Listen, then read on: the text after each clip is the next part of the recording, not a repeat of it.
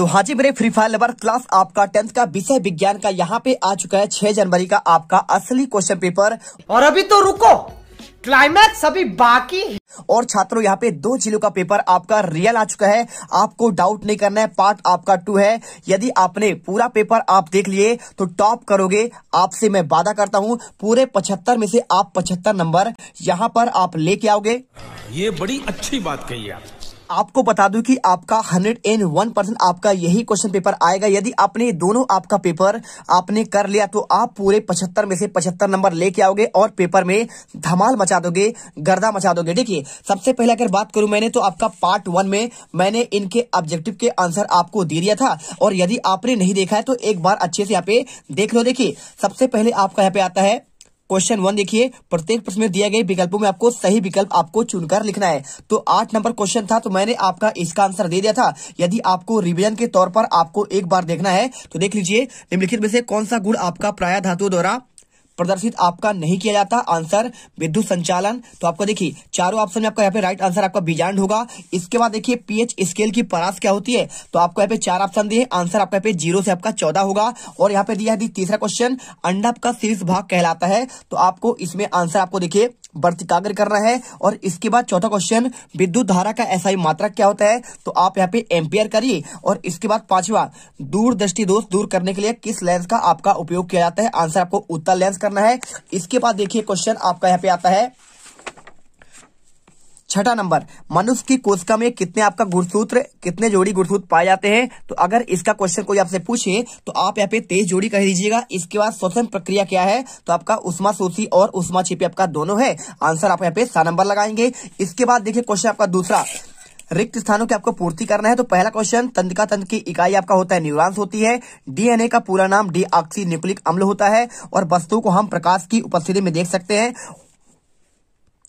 इसके बाद आपका लिखा है आकाश का आपका नीला रंग किसके कारण दिखाई देता है, आंसर आपको यहाँ पे प्रकीर्णन करना है। इसके बाद देखिए क्वेश्चन आपका आता है शुद्ध जल का आपका पीएच मान क्या होगा, तो शुद्ध जल का आपका पीएच मान आपका 7 होगा। इसके बाद देखिए आधात्विक ऑक्साइड क्या होते हैं, तो आपका क्षारीय प्रकृति के होते हैं। पलकों का झपकना आपका अनैच्छिक क्रिया है। इसके बाद मैं बात करूं यहाँ पे आपका सही जोड़ी का, तो विभवांतर को आपको मिला देना है किससे, देखिए आपका बोल्ट से, और एमाइलेज को मिला देना है किससे, आपका एमाइलेज मिलेगा आपका यहाँ पे लार से। देखिए दूसरा नंबर लिखा हुआ है। इसके बाद आपका विद्युत आवेश किससे मिलेगा, तो विद्युत आवेश आपका मिल जाएगा यहाँ पे आपका यहाँ पे कूलाम से। देखिए तीसरा पॉइंट। और इसके बाद आपका यहाँ पे चौथा, इंसुलिन आपका मिलेगा अग्नाशय से। चौथा देखिए आपको इसमें मिलाना है। और आपका यहाँ पे ओजोन परत 5वां आपको मिलाना है किससे, यहाँ पे आपका परावैंगनिक किरणों से। और आकाश का नीला रंग दिखाई देता है किसी कारण, तो आपको मिला देना है आपका यहाँ पे 6 नंबर आपको प्रकीर्णन से। और इसके बाद वर्ण विक्षेपण आपका दिया गया है, तो वर्ण विक्षेपण आपका यहाँ पे पृथ्वी से आपको यहाँ पे मिला देना है। ठीक है, चलिए अब इसके बाद आपका आता है यहाँ पे एक वाक्य में आपका उत्तर देना। तो लिखा है लिंग निर्धारण करने वाले गुणसूत्र को क्या कहते हैं, तो आंसर आपका पे लिंग गुणसूत्र।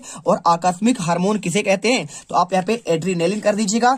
इसके बाद देखिए पराग कोष से पराग कणों का वर्तिकाग्र तक पहुंचने की घटना कहलाती है परागकण, परागण होगा। और मनुष्य के कंकाली तंत्र की तंत्रिकाओं की संख्या कितनी होती है, आपका 12 जोड़ी। और इसके बाद देखिए विद्युत परिपथ की सुरक्षा के लिए प्रयुक्त युक्ति का नाम आपका फ्यूजतार होगा। और इसके बाद वाहनों में पीछे का दृश्य देखने के लिए किस दर्पण का उपयोग करते हैं, उत्तल लेंस करना है। इसके बाद देखिए यहाँ पे आपका रेफ्रिजरेटर में अग्निशामक के उपयोगी कार्बन का नाम आपको क्लोरोफ्लोरोकार्बन यानी आपको सीएफसी करना है। इसके बाद देखिए क्वेश्चन आपका आता है 5वां, वायु में जलाने से पहले मैग्नीशियम रिबन को साफ क्यों किया जाता है, तो आपका देखिए क्वेश्चन का आंसर आपको दिखाते हैं।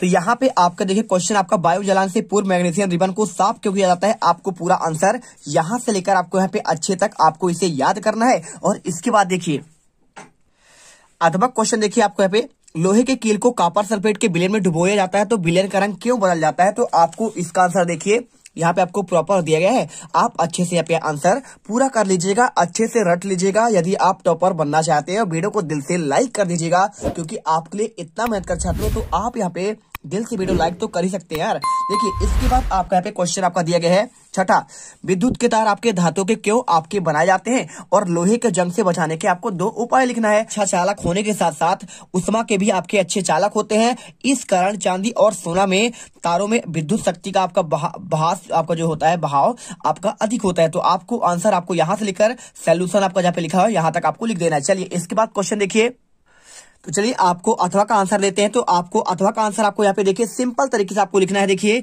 लोहे के जंग से बचाने दो तरीके, आपका पहला होता है यशत लेपन, ठीक है।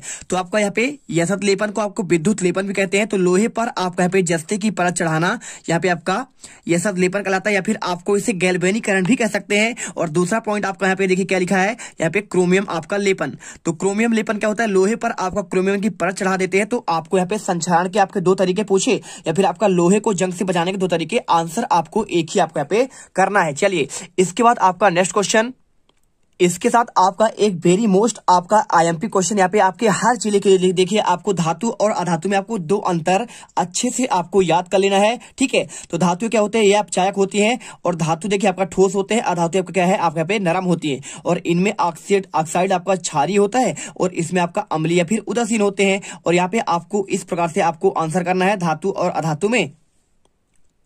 तो आप पढ़ लीजिएगा। साथ में आपका अमलगम क्या है, यहाँ पे देखिए कुछ क्वेश्चन लिखे हैं आपके यहाँ पे। आघात वर्धनीयता क्या है, सोडियम को केरोसिन में डुबोकर आपका क्यों रखा जाता है, ये क्वेश्चन आपको अच्छे से यहाँ पे देख लेना है, क्योंकि ये क्वेश्चन आपके पेपर में यहाँ पर आएंगे आपका, ठीक है। चलिए इसके बाद आपका नेक्स्ट क्वेश्चन देखिए आपको क्या आता है यहाँ पे। 7वां क्वेश्चन, अपमार्जक और साबुन में आपको दो अंतर बताना है, और हाइड्रोजन क्या है आपका, इसका भी आंसर बताना है। तो देखिए आप इसमें आपका अच्छे से आप यहाँ पे देखिए संक्षारण यानी आपको लोहे को जंग से आपको बचाने के दो उपाय लिखने चाहते हैं। तो आप यहाँ पे देखिए यहाँ पे आपका यशत लेपन आपका लिखा ही गया है, साथ में आपका यहाँ पे पेंटिंग के द्वारा आपका ये भी क्वेश्चन आपको यहाँ पे दिया गया है, ठीक है। तो आप यहाँ पे अच्छे से कर लेंगे। इसके बाद देखिए यहाँ पे आपका धातु अधातु में आप अंतर यदि भौतिक गुणों के आधार पर याद करना चाहते हैं तो आप इसे कर लीजिएगा। ये क्वेश्चन आपका 101% आपका पेपर में यहाँ पे आने वाला है, ठीक है। तो पूरा कर लीजिएगा। ठोस होते हैं, और यहाँ पे आपका देखिए ये सुचालक होते हैं, ये कुचालक होते हैं, और यहाँ पे आपका कुछ आपका उदाहरण यहाँ पे आपको लिख देना है ना। संक्षारण पूछे तो आप इसे भी कर दीजिएगा। इसके बाद आपका जो क्वेश्चन यहाँ पे आता है, यहाँ पे अपमार्जक और साबुन में दो अंतर, तो इसका आंसर देखिए आपको यहाँ पे ये मिल जाएगा। तो आपको साबुन के बारे में देखिए पूरा आंसर लिखा है, साबुन वसा अम्लों की आपका उच्च सोडियम और पोटेशियम लवण है, जबकि आपके अपमार्जक क्या है, एल्काइल अम्लों के आपका लंबी श्रृंखला वाले आपका सोडियम लवण है। बस आपको यहाँ पे ये देखिए आपका झाग नहीं देता साबुन, लेकिन आपका यहाँ पे अच्छा झाग देते हैं अपमार्जक, ठीक है। और देखिए साबुन समानता धोने के लिए अधिक आपके उपयुक्त नहीं होते, लेकिन आपके अपमार्जक यानी कपड़ों को धुलाई के लिए आपका यहाँ पे अपमार्जक यानी आपका निरमा आपका जो बनाया जाता है, यहाँ पे घली निरमा आपका अपमार्जक कहलाता है। आपको याद कर लेना है। और इसके साथ देखिए यहाँ पे आपका अविलेय पदार्थ बनाते हैं कैल्शियम और मैग्नीशियम मिलकर, और यहाँ पे कैल्शियम मैग्नीशियम आपका यहाँ पे अविलेय पदार्थ नहीं बनाते हैं। इसके बाद देखिए क्वेश्चन आपका यहाँ पे हाइड्रोकार्बन के आपका ये पूछा गया है, तो इसका आंसर आपको यहाँ पे ये मिल जाएगा। देखिए हाइड्रोकार्बन क्या है, तो ऐसे कार्बनिक यौगिक जो केवल कार्बन और हाइड्रोजन से मिलकर बने होते हैं हाइड्रोकार्बन कहलाते हैं, जैसे मेथेन, एथेन, एथीन, एथाइन और बेंजीन आदि आपके यहाँ पे क्या है, आपके हाइड्रोकार्बन है। इसके बाद देखिए आपके प्रकार की अगर कोई क्वेश्चन पूछेगा तो आपका संतृप्त और आपका असंतृप्त आपका हाइड्रोकार्बन होता है, आप इसे पढ़ लीजिएगा। इसके साथ देखिए क्वेश्चन आपका यहाँ पे जो आपके मोस्ट है, ठीक है। आपको मैं बता दे रहा हूँ, आपको यहाँ पे अलग वाले जिले में आपके आएंगे एस्टरीकरण, तो यहाँ पे आप एस्टरीकरण पढ़ लीजिएगा। साथ में आपका किण्वन वाला क्वेश्चन भी आप एक बार यहाँ पे वीडियो को पॉज करके देख लीजिएगा और पढ़ लीजिएगा, ठीक है। चलिए इसके बाद देखिए क्वेश्चन आपका इसमें कुछ है नहीं, आपका साबुन का है। तो साबुन के बारे में अगर कोई आपसे पूछे तो देखिए हाइड्रोजनीकरण आपका क्या है और इसका आपको औद्योगिक आपका प्रयोग क्या है, तो ये क्वेश्चन आप यहाँ पे एक बार देख लीजिएगा। ऑक्सीकरण आपका क्या है, यहाँ पे दिए लिखा है। और इसके साथ आपका इसमें कुछ खास क्वेश्चन आपका है नहीं, तो यहाँ पे आपको सिंपल तरीके से इतना ही देखना है। और आपका एक क्वेश्चन आपका यहाँ पे और दिया गया, देखिए कौन सा, बस आपका इतना ही है, ठीक है। तो आप यहाँ पे इस प्रकार से आप क्वेश्चन यदि देख लेंगे तो आपके पूरे नंबर आपको मिलेंगे। अब क्वेश्चन 8वां दिया है, मनुष्य के उत्सर्जन तंत्र का आपको नामांकित आपको चित्र बनाना है। साथ में देखिए अगर मैं इसके आंसर की बात करूं तो देखिए आपको इसका आंसर आपको सिंपल तरीके से आपको यहाँ पे ये वाला आपको चित्र बनाना है, और चित्र बनाने के बाद आपको यहाँ पे पूरा आंसर इसको आपको लिख देना है, ठीक है। यदि आपको यहाँ पे समझ में ना आ रहा हो तो आप यहाँ पे देख सकते हैं, पूरा आप यहाँ पे बढ़ाकर आपको यहाँ पे दिखा दे रहा हूँ। आपको बायां वृक्क धमनी, बाई वृक्क शिरा महाधमनी, मूत्रवाहिनी, मूत्राशय मार्ग आपको यहाँ पे बना लें, ठीक है। तो आपका मानव उत्सर्जन तंत्र आपको यहाँ पे बन जाएगा। और इसके अलावा आपका इसमें जो क्वेश्चन आपका महत्वपूर्ण है कौन कौन सा है, देखिए आपको यहाँ पे एक मानव श्वसन तंत्र का आपका चित्र पढ़ लेना है। आपका ये क्वेश्चन भी आपका अन्य जिलों पर आ सकता है। इसके अलावा आपका यहाँ पे एक आ सकता है आपका पाचन तंत्र का, ठीक है। तो आप इसमें आप ये भी क्वेश्चन आप देख लीजिएगा। और एक आपका पे देखिए मानव हृदय का, तो मानव हृदय का तो आपका क्वेश्चन ऑलरेडी आपका आया हुआ है, तो आप इसे पढ़ेंगे ही, तो आप यहाँ पे आंसर देख लो। सभी क्वेश्चन आप अच्छे से याद करिए। तो यहाँ पे आपको आंसर पूरा आपको यहाँ पे ये करना पड़ेगा। देखिए, मनुष्यों में ऑक्सीजन तथा कार्बन डाइऑक्साइड का परिवहन श्वसन कहते हैं और प्रक्रिया में फेफड़े द्वारा संपन्न की जाती है। फेफड़े में सांस द्वारा पहुंची हुई वायु होमोग्लोबिन ऑक्सीजन को ग्रहण कर शरीर के सभी कोशिकाओं तक पहुंचाती है। इस प्रकार शरीर के विभिन्न अंग तक आपका पहुंचता है। CO2 हमारे ग्लूकोज के खंडित होकर ऊर्जा में बदलने का कार्य करता है और CO2 रक्त के संपर्क में आने पर प्लाज्मा में घुल जाता है। CO2 प्लाज्मा के द्वारा शरीर के पूरे रक्त में वायु में चली जाती है और नास द्वारा बाहर कर दी जाती है। ठीक है, चलिए आंसर कर लीजिए। तो देखिए, आपका परागण का आपको आंसर करना है तो आपको सिंपल तरीके से लिख देना है। वह प्रक्रिया जिसमें पराग कोश से परागकण वर्तिकाग्र तक पहुंचते हैं परागण कहलाती है। कणों का किसी भी प्रकार से पराग कोश के वर्तिकाग्र तक पहुंचने की क्रिया आपका परागण होता है। अगर आपसे क्वेश्चन पूछे आपका स्वपरागण तो आपका यहाँ पे लिखा गया है और इसके साथ देखिए आपका यहाँ पे अगला क्वेश्चन आपका लिखा गया है। देखिए, पर परागण, तो आप इसे भी कर सकते हैं और इसके अलावा आप चाहो तो यहाँ पे देखिए बहुत सारे क्वेश्चन है। यहाँ पे निषेचन है, अंकुरण है, ऋतुस्राव है। तो ये क्वेश्चन आपका ऑलरेडी यहाँ पे आपका पेपर में इसी में आने वाला है। देखिए, क्वेश्चन आपका 10वां आपका यही वाला आने वाला है तो आपको इसका भी आंसर आपको मिल जाएगा, टेंशन मत लीजिए। और बाकी आपको यहाँ पे देख लीजिए, द्विखंडन आपका यहाँ पे क्वेश्चन पूछे तो आप कर दीजिएगा। इसके साथ देखिए आपके ऐसे बहुत आपके वेरी मोस्ट आपके इसमें IMP क्वेश्चन है तो आपको इनका भी आंसर आपको बताएंगे, टेंशन मत लीजिए, आप देखते जाइए। ठीक है, यहाँ पे पुष्प का आपको यहाँ पे स्वच्छ नामांकित चित्र भी दिया गया है तो आपको चलिए पहले आपको यहाँ पे आंसर इसका दिखा। परागण को हो गया। अमीबा में आपका द्विखंडन विधि का बात कर रहा है तो अमीबा में आपका द्विखंडन विधि आपका कैसे होता है इसका आपको सचित्र चित्र आपको बताना है और वर्णन करना है। तो आपका ये क्वेश्चन है और आपको यहाँ पे देखिए आपका इसका सचित्र आपको बताना है तो आपको यहाँ पे आंसर आपको इसी आधार पर आपको लिखना है। इसके बाद देखिए क्वेश्चन यहाँ पे आपका 10वां आता है ऋतुधर्म, ऋतुस्राव या फिर रजुधर्म, इससे क्या कहते हैं। तो आपको अभी आंसर मैंने आपको दिखाया है ना, तो आपको यही क्वेश्चन आपको आंसर यहाँ पे आपको लिखना पड़ेगा। ठीक है, चलिए आपको दिखा देते हैं इसका आंसर। तो यहाँ पर देखिए आपको आंसर पूरा आपको यहाँ पे आपका दिया गया है। ऋतुस्राव के बारे में आप अच्छे से यहाँ पे लिख दीजिएगा पूरा आंसर। और इसके बाद आपका दिया है क्वेश्चन मेंडल के प्रभाविता के नियम को समझाइए। तो अगर आप इसका नियम आंसर लिखना चाहते हैं तो आपको यहाँ पे ये मिल जाएगा, मेंडल के आपका प्रभाविता का आपका नियम मिल जाएगा। तो इस नियम के अनुसार जब विपरीत लक्षणों को एक जोड़े को ध्यान में रखकर क्रॉस कराया जाता है तो पहली पीढ़ी में केवल आपका प्रभावी गुण ही आपके दिखाई देते हैं और यह आपका प्रक्रिया प्रवृत्ति प्रभाविता या फिर आपका नियम आपका क्या कहलाता है, प्रभाविता का आपका नियम कहलाता है। इसके साथ आप चाहो तो इसमें आपको क्या आपको याद करना है। देखिए, यहाँ पे आपको अनुवांशिकी से क्या समझते हैं आप इसे याद कर लीजिएगा। और अनुवांशिकता क्या है, अनुवांशिक लक्षण किन्हें कहते हैं, तो आप इनको अच्छे से एक बार देख लीजिएगा। ठीक है, वीडियो को रोककर पढ़ लीजिए, कोई आपका दिक्कत नहीं है। और देखिए, अगर क्वेश्चन आपका चेंज होता है तो इतना ही आपका चेंज होता है। मेंडल का जैसे आपका पृथक्करण का नियम दिया गया है तो आप ये क्वेश्चन एक बार देख लीजिए। साथ में आपका गुणसूत्र क्या कहलाता है, आपको गुणसूत्र के बारे में भी आपको एक बार यहाँ पे पढ़ लेना है, गुणसूत्र का कार्य और महत्व के बारे में। और इसके अलावा कुछ है नहीं आपका यहाँ पे आपका जो इसके पहले वाले पार्ट है तो इसमें आपका कुछ क्वेश्चन आपके महत्वपूर्ण आपके जो है आपके ये वाले हैं। देखिए, आपका परागण और आपका निषेचन में आपका अंतर आपको एक बार देखना है, यहाँ पे आप देख सकते हैं। और इसके अलावा आपका यहाँ पे देखिए अलैंगिक और आपका लैंगिक जन्म में आपको अंतर, ऐसे क्वेश्चन हमेशा आपको पढ़ना चाहिए। और स्वपरागण और आपका यहाँ पे पर परागण में आपको अंतर, ये क्वेश्चन आपको अच्छे से देखकर जाना है। इसके बाद आपको क्वेश्चन दिया गया, देखिए यहाँ पे लिखा है वाहनों में पीछे देखने के लिए किस दर्पण का आपका उपयोग करते हैं और क्यों। और इसके अलावा अपवर्तनांक से आप क्या समझते हैं। तो देखिए, आपको इसका आंसर आपको यहाँ पे ये मिल जाएगा। ये क्वेश्चन है वाहनों को उत्तल दर्पण को पश्च आपका पीछे की ओर देखने के लिए, तो आपको आंसर ये आपको पूरा करना है। इसके अलावा क्वेश्चन आपका यहाँ पे पूछा गया है आपका अपवर्तनांक क्या है। तो अगर इसके आंसर की बात करें तो आपको अपवर्तनांक के बारे में आपको यहाँ पे ये आपका दिया गया है। ठीक है, तो देख लीजिए यहाँ पे आपको लिखा है अपवर्तनांक से आप क्या समझते हैं। तो इसका आंसर आपको प्रॉपर आपको यहाँ से लेकर आपको यहाँ तक आपको करना पड़ेगा आपका अपवर्तनांक के लिए। और आप यदि चाहते हैं कि हम यहाँ पे आवर्धन किसे कहते हैं इसको लिख लें, गोली दर्पण किसे कहते हैं, तो आप इसे भी एक बार पढ़ लीजिएगा। देखिए, आपको यहाँ पे सिंपल तरीके से हर एक क्वेश्चन का आंसर आपको मिलेगा, टेंशन मत लीजिए। और साथ में देखिए लेंस की आपका क्षमता क्या है तो आप इसे एक बार देख लीजिए। और यहाँ पे आपका 2 मीटर फोकस दूरी वाले अवतल लेंस की आपको क्षमता की बात कर रहा है तो आपको यहाँ पे ये क्वेश्चन भी आपको यहाँ पे आंसर याद करना है। इसके अलावा आपका जो क्वेश्चन हमें यहाँ पे आपका दिया गया है, आपको सिंपल तरीके से देखिए क्वेश्चन आपका दिया गया है ये वाला, गोली दर्पण की फोकस दूरी क्या तात्पर्य है और इसके गोली दर्पण और वक्रता त्रिज्या के फोकस दूरी में आपको यहाँ पे संबंध बताना है। ठीक है, क्या आपका दूरी यहाँ पे होगा। तो देखिए आपको इसका आंसर देखिए गोली दर्पण का आपका फोकस दूरी पूछे तो आप यहाँ पे आंसर कर दीजिएगा। गोली दर्पण की फोकस दूरी उसके ध्रुव से दूरी गोली दर्पण की आपका फोकस दूरी कहलाती है। और गोली दर्पण की वक्रता त्रिज्या के अगर पूछे तो आप यहाँ पे इसका आंसर आप इसे पढ़ लीजिएगा। इसके अलावा आपका यहाँ पे जो आपका क्वेश्चन आपका इंपोर्टेंट है, हीरे का अपवर्तनांक क्या होता है, आपको यहाँ पे इसे पढ़ना चाहिए। और साथ में गोली दर्पण का देखिए आपको यहाँ पे वक्रता केंद्र का आपका परिभाषा आपका पढ़ना चाहिए। और साथ में यहाँ पे कुछ क्वेश्चन आपके वेरी आपके मोस्ट IMP है, आप इन्हें एक बार देख लीजिएगा। अवतल दर्पण के मुख्य फोकस की परिभाषा और इसके अलावा यहाँ पे क्वेश्चन आपका खास है नहीं, लेंस की क्षमता की बात कर रहा है, इनको आपको बता ही दिया हूं मैंने। क्वेश्चन देखिए यहाँ पे आपका लिखा है उस लेंस की फोकस दूरी ज्ञात कीजिए जिसका आपका यहाँ पे क्षमता 2 आपका डायऑप्टर है। तो यह किस प्रकार का आपका लेंस है।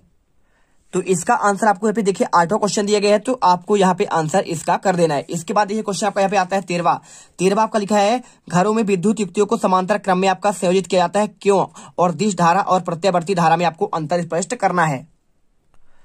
तो आपका क्वेश्चन आपका सेम क्वेश्चन आपका यहाँ पे ये वाला होगा। तो देख लीजिए घरेलू परिपथ में समांतर क्रम में उपकरणों को संयोजन क्यों किया जाता है, तो इसका आंसर लिख दीजिए। और इसके अलावा देखिए क्वेश्चन आपका 8वां क्वेश्चन दिया है दिश धारा और आपका प्रत्यावर्ती धारा में आपको अंतर बताना है। तो यहाँ पर देखिए आपका पॉइंट बाय पॉइंट प्रत्यावर्ती धारा और आपका दिश धारा, तो आपका यहाँ पे 3 पॉइंट आपको दिए गए हैं।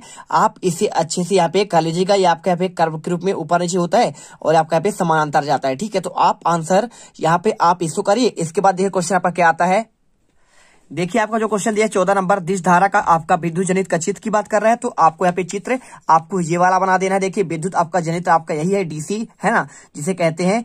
और चाहो तो आप इसका वर्णन भी आप यहाँ पे याद कर सकते हो। एक आपका होता है यहाँ पे देखिए विद्युत मोटर, तो विद्युत मोटर का आपका चित्र यहाँ पे आपका ये दिया गया है। तो आप इनको तो आप पढ़ ही लिए होंगे है ना, तो आपको इनको रेडी करना है। फ्लेमिंग का बाएं हाथ का नियम भी आपका आया हुआ है। तो आपका देखिए यहाँ पे क्वेश्चन आपका डायरेक्टली से पूछा गया है फ्लेमिंग के दाएं हाथ का नियम लिखिए। तो आपको आंसर यहाँ पे देखिए फ्लेमिंग के आपके दाएं हाथ का नियम आपका यहाँ पे यही वाला है। तो आप अच्छे से आंसर देख लो और इसे याद कर लो। और इसके बाद देखिए इसमें कुछ खास आपका है नहीं, फ्लेमिंग का एक आपका यहाँ पे बाएं हाथ का नियम है। तो यहाँ पे आपका जो क्वेश्चन आपका इसमें आया हुआ है वो आपका दाएं हाथ का नियम है। तो आप इसे याद करेंगे। और इसके साथ आपका यहाँ पे देखिए दक्षिण हस्त अंगूठा का नियम पूछा गया है, आपको इससे दिक्कत नहीं है। घरेलू विद्युत परिपथ पूछा गया है, फ्यूज तार क्या होता है इसके बारे में वर्णन किया गया है। और यहाँ पे आपको क्षण चुंबक का आपका पे चुंबकीय क्षेत्र के आपके रेखाओं के 3 गुण की बात कर रहा है। तो यहाँ पे देखिए क्वेश्चन आपका ऑलरेडी यहाँ पे आया हुआ है। विद्युत मोटर का आपको नामांकित चित्र पूछा गया है क्वेश्चन 15 में। और देखिए विद्युत चुंबकीय संबंधी आपका विद्युत फैराडे का आपका नियम पूछा गया है। चलिए आपको आंसर दिखाते हैं। तो यहाँ पे ये देखिए डायरेक्टली आपका क्वेश्चन आपका अभी मैंने बताया था वही क्वेश्चन आपका यहाँ पे पेपर में भी आपका आ चुका है। तो आप इसे अच्छे से याद करिए। और विद्युत चुंबकीय प्रेरण के फैराडे का नियम की बात कर रहा है। तो देखिए आपका पे विद्युत क्षेत्र का पहला आपको परिभाषा आपको अच्छे से याद करना है। ठीक है, इसके अलावा यहाँ पे विद्युत चुंबकीय प्रेरण का आपका नियम जो होता है इसे आपका फैराडे का आपका नियम कहते हैं। तो आप यहाँ पे चौथे का भी आंसर आप यहाँ पे रेडी कर लो। इसके बाद क्वेश्चन देखिए 15वां आपका हो गया। 16वां देखिए ओजोन परत क्या है और आपका क्यों छीड़ हो रहा है, उत्पादक किसे कहते हैं। तो चलिए आपको इसका आंसर देते हैं। तो यहाँ पर देखिए आपका क्वेश्चन है और इसका आंसर आपको यहाँ पे क्लोरोफ्लोरोकार्बन नामक मानव निर्मित रसायनों के कारण पतली हो रही है। पहले हम यही समझते थे कि CFC एक वरदान है, परंतु ये मनुष्य के जीवन में समृद्ध और आरामदायक बना सकती है।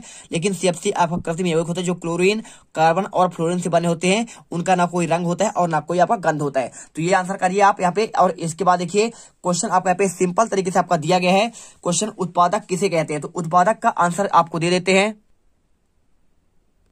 तो यहां पर देख सकते हैं इसका आंसर की बात करें,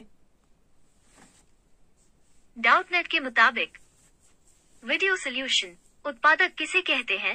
सोल्यूशन वे हरे पेड़ पौधे जो प्रकाश संश्लेषण प्रक्रिया से सूर्य के प्रकाश और क्लोरोफिल की उपस्थिति में अकार्बनिक पदार्थों से कार्बनिक पदार्थ का निर्माण कर सकते हैं, उन्हें उत्पादक कहते हैं।